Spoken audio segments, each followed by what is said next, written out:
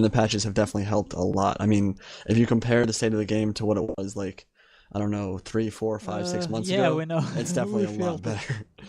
If you compare, They it definitely to the try. Lone They Sword definitely try. Yeah, they try to make it better, but there's too much to balance. And there is actually one huge blunder on CA side. The only way they can balance game is their own testing and forums, because there is no replay exchanging going on. I mean, replay systems so bad, so difficult to use. A lot of people doesn't even know where the replay folder, where it is. No one knows. So how CA actually balance the game if they do not see the games? They don't see the matches. How are they? I don't know. How would you balance it? For Blizzard, it's easy. They have tons of replays of pro gamers. Yeah, and CA have nothing. I made that one post a long time ago, just saying about that, how, you know, they need a better replay system with rewinds and pauses and features and things like that. But supposedly it's too difficult. Is anybody seeing what I'm seeing right now? What Blixerie brought over on... Don't say anything. I'm not. It is stream cheating. And all 4 of our viewers will get. Yeah. All 4. Right.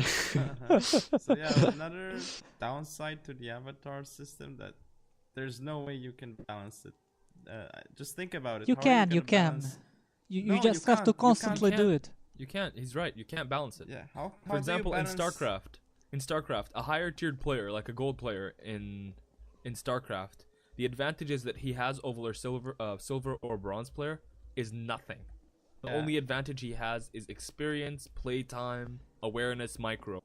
In Shogun, a gold player, it has advantages over a bronze player in the following: his veterans. Yeah. I mean, it should be like in League of Legends. When you get to level 30, it's even playground. There is no other changes except for buying new champions. It should be with avatar system. You got to 10 bronze, it should be stopped. You finish there, and then you can balance the game actually around top level. The biggest problem with Shogun is, say, level 10 in match made against level 0 who has prestiged. That's the biggest unbalanced problem. Yeah. And game is starting. They're both ready. Actually. So 3, 2, 1. Well, there, guys and girls, it is game number 2 of the GERUDO FLash Tournament for December, what is it, day 22nd? Yep. 22nd. Okay, and this map has candy canes and snowmen and snow and all sorts of dubious things. Yeah. And today I'm with Indypride, the PrussianPrince, and the one and only Zaript. Hello. What's going on, guys? Game going on, I think. So let's go over the compositions. This time I guess it will be me and Indypride. So what do we see on, let's say, Fatal Imprudence side this time? I will go. Alright, well, yes, do you want to do Imprudence or do you want to do Blixerie? Okay, alright. Imprudence is bringing a pretty similar build to what he brought last time. He's got 2 Yari Ashigaru Spear Wall up front, a Matchlock Warrior Monk and a Matchlock Samurai. They actually do not have 125 range, which I'm kind of... One of them does. The Monk has 125 range. The Matchlock Samurai is vanilla range. Matchlock Ashigaru over on his left flank. And he has a decent amount of cav coming up the middle here. Some Yari cav. And... Is he any Monk? No, I only see Yari cav. I think he's going to be doing the same strategy he had last battle, pretty much. And he's certainly hiding something. Like he usually do, because there is so much forest to hide. Maybe that's the point of this map. Yeah, that can't be all of his cavalry. He's definitely got more, I think. And it's difficult to say... I kind of resistant to call out Blixerie's composition right now, because his plan certainly based around hiding his Just forces. focus on his infantry body, pretty much. But it's kind of... Even that part of his army hidden kind of for the most time. Okay, he's moving it now. On the front, he have two Naginata, 3 Naginata attendants. 3. Ooh. Yes, 3. He's conceding in the workshop, which might not be good. Yep. So 4 Naginata warrior monks, level 6, yet again, and 2 more Naginata attendants on the back. His general common gen with melee stats boosted. And we have seen the sound, right? We have seen the sound, so it's hidden ninjas coming from This somewhere. could be deadly. Yep. But he has cavalry right there. Imprudence has cavalry right there. So if Blix... Oh! Fire Hidden cav cavalry, and fire light. cav. He isn't noticing. Oh. He isn't reacting. Yeah, So and he might use bombs on them. No, he Oh, didn't. He that's just so charged in. unfortunate. Cavalry was just perfectly there placed. and we knew that it would be placed there because Fatal Imprudence hides these two exact units in every game. But at least one Kisha Ninja got back charge in this no-dachis. And the cavalry didn't get a charge off, and they are fighting in the woods, so ninjas will be able to hold out better than they normally would, but Yes. they still will. not good. Here comes the rest of Blix's, Impudence's cav here, and I don't think I really don't think the timing of this ninja attack was good at all. Yeah. Because look at his infantry line; it's so far behind. His matchlocks are nice and set up, and they're gonna just retreat behind the spear walls here. The ninjas did nothing for him. The Well, only thing that the ninjas did is they just allowed for Blixerie's weaker cav to be able to, I guess, move to this position now. But I mean, I don't see the advantages of what he did at the moment. yep. Well, if the cavalry hadn't been there, those ninjas would have wrecked his infantry line. And, I mean, he can still win this for sure, because Imprudence is definitely lost in the micro right now. His swords aren't moving, and I think he's just kind of confused right now, but this is gonna be close. Yeah, but and I believe Fatal Imprudence is doing a really good job with his Naginata attendance once again. Yeah, he stopped the charges. Yeah, and so far away from his army, it's kind of surprising they stood their ground for so long.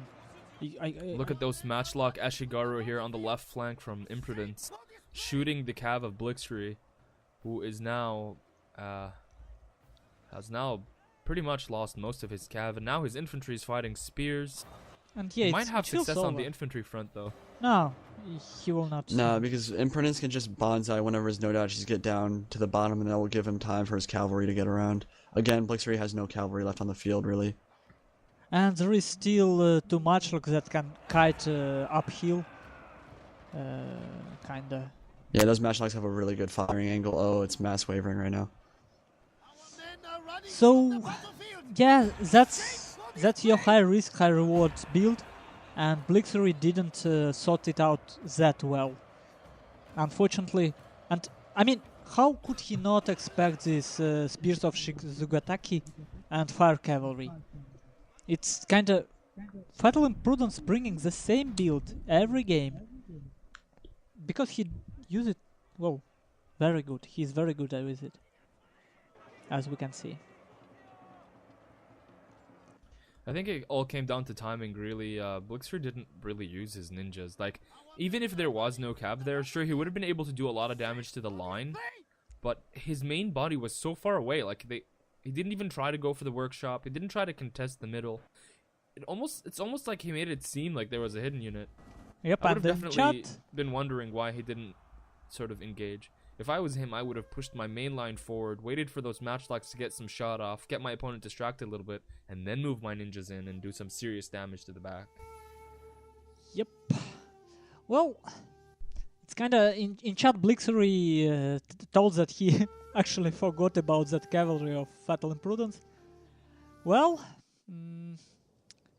so I guess it's 2-0 and Fatal Imprudence winning today's finals. Today's GERUDO FLash Tournament number 27. Good job with that. And actually, GERUDO member winning GERUDO FLash Tournament. Interestingly enough, the leader of GERUDO FLash Tournaments, I believe, is Killerfish. He won the most 4, I believe. I don't remember now. 2 or 3, I don't remember. Yeah. Well, So, Killerfish won more Twitchy GERUDO too. FLash Tournaments than GERUDO members so far. But Fatal Imprudence making it a little bit better. So, final stats. Let's take a look at how these ninjas did. Not well at all. Well, they Not well still, at all. two of them surprisingly still got 74 kills, 60, 58. Still decent, I guess. I mean, decent kills, but considering that the ninjas have that grenade, Yep. that should be able to get you at least 15 to 20 kills. You're talking about About 50 maximum kill in melee for any one of those ninjas, which isn't really an attractive statistic. Yes, and it really kind of... He used ninjas instead of his no-dachis. So Naginata Warrior Monks were the same. So he kind of cut on no-dachis. And in all previous games, no-dachis of Blixerie got like 100 kills each. So as we can see... Oh, and he cut in cavalry. Yep, he got less cavalry than before. Yeah, he has less cavalry, and he replaced his sword core with the ninja core, which didn't really work out too well for him, just because his opponent has such better swordsmen and just general more support units. Like Imprudence has way better cav. He had way better shooting units, and you don't need that many Naginata Naginata attendants, especially when you can pretty much guarantee that Blixerie Imprudence was going to bring more of that cav, more of that shooter matchlock. I would have brought some bows actually. Some bows and some Yari Ashigaru would probably serve him better than bringing more Naginata attendants. Fatal Imprudence certainly uses only one build, at least in this tournament, because it's just too good for him. Okay, yeah, and he plays it really well too. We gotta give him credit and how well he microed his troops in both of those battles. He made it look easy, actually. I think for us, like we were just watching, and he was doing everything right. Yeah, well, I played against this build once, and it certainly feels very annoying to deal with it. Very, very annoying. And when I played him ages ago, he did use something like this. I think not exactly. I don't remember, but he did like matchlocks previously as well. Yeah, I'm not sure actually that bows would be. I mean, bows could be a good counter to make those matchlocks come to you and kind of shred them up before you get close. But I think a cav advantage against this kind of build would be really good because he doesn't have a lot of spears, and if you can bring. I was thinking about bringing Great Guard versus him, and I ended up not doing it. But I think a cav advantage and just surrounding him because he has sword units as his main body, and so obviously if you can get into the rear of his line, gunners or you can shred him. And bow-cav, I would suggest. Well, no, you need bullet cav to kill the spears of Shizugatake. I think there are many ways to really deal with this build, but bringing a spear core with a Naginata attendant is probably not it. That's what we can come to an agreement about. So thanks to everybody for commentating, and congratulations for Imprudence for winning the tournament. And we'll see you guys next time. Yeah.